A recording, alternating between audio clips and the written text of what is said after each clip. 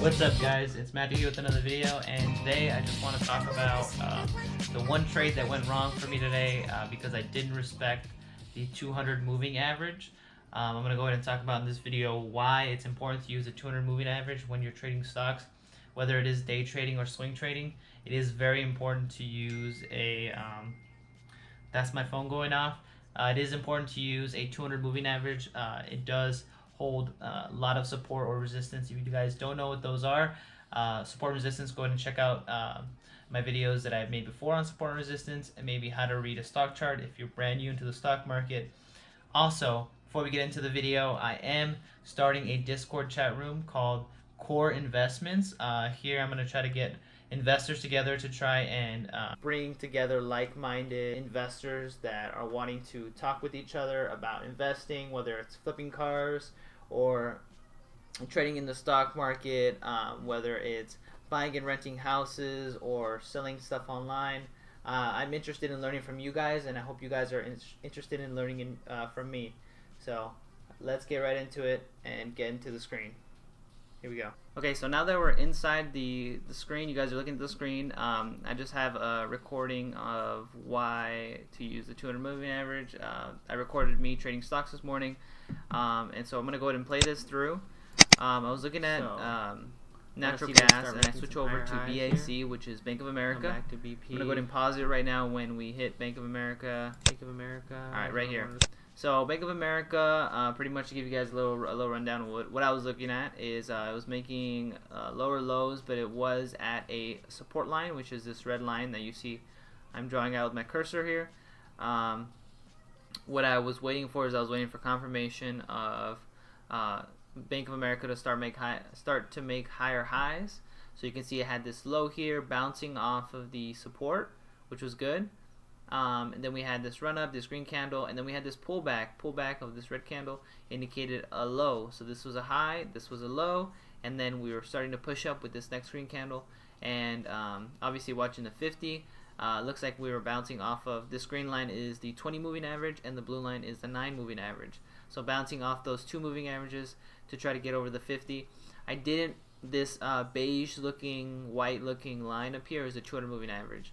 And that is very important to take into consideration when you're jumping into a trade. The 200 moving average is mostly used as a really strong support or resistance line, whether the stock price is above or below it. In this case, it was below it.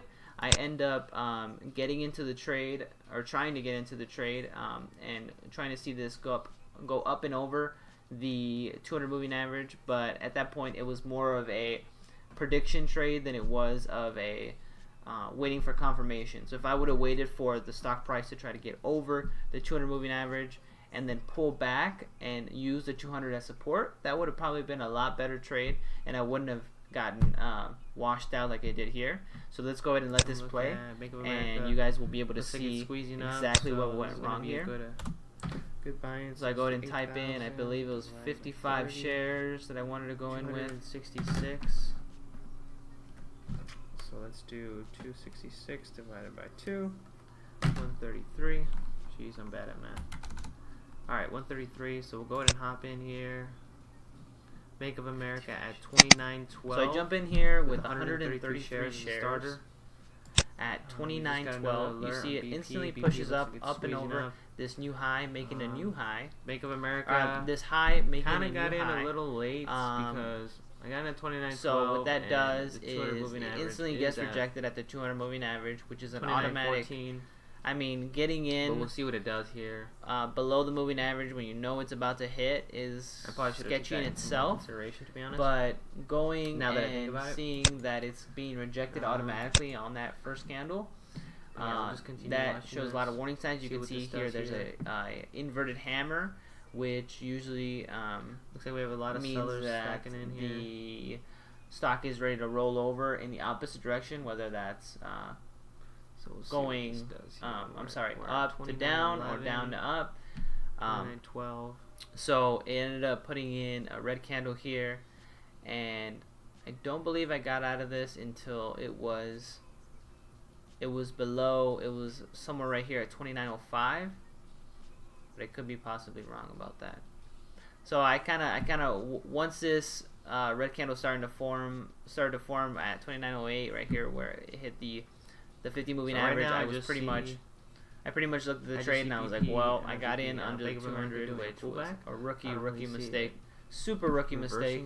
The trend line. And I don't know why I did that this morning, but so see it pulled back to the 50. so I did that, and then I don't think I got out of this. I shouldn't say hoping. I think I was waiting since I saw this what long I'm guessing wick this is gonna do is it's gonna on this push red higher. candle that indicated push lower, buying pressure for me. So I said, okay, well, I'm gonna see what this does in the next candle. Next green candle started to push up, and then I saw that it wasn't going in my favor. And once it broke here at the bottom of this at 29.05, I just decided to get out 29.05. All right, so took out Bank of America for a $9 loss. Took a $9.31 loss. Let's go back too to bad. natural gas. So natural gas. I just wanted to show you guys that, to make you guys aware that the 200 moving average is something that's very, very important to use. It is something that a lot of traders use to base their support and resistance off of. If you're looking at a stock that's coming that's above the 200 moving average and is coming down, and it's going to hit it, it's going to come in contact with it, then it's probably a good idea. Maybe it might be a good time to sell. I mean, not a good time to sell, a good time to buy. If it's the opposite, if the 200 moving average is being used as a roof, then maybe it's a good time to go ahead and get out of that position or short the stock. It's really up to you.